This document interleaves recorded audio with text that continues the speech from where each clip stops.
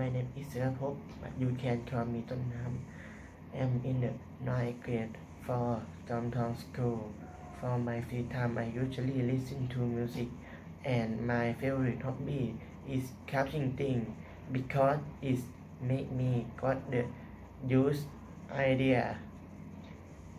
Then, for my clothes, I always iron clothes and wash dishes. For the movie, I have seen comedy movie.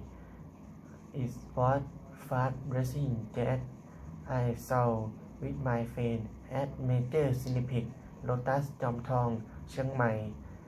It was about after being developed, monks must adapt to the new life in the secular world, but can he ever return to the bunker?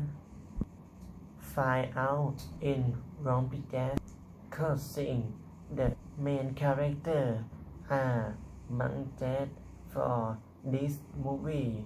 I think this funny and highlight the reality for Thai society. I give 4 stars. And then for the game, I have played mobile game.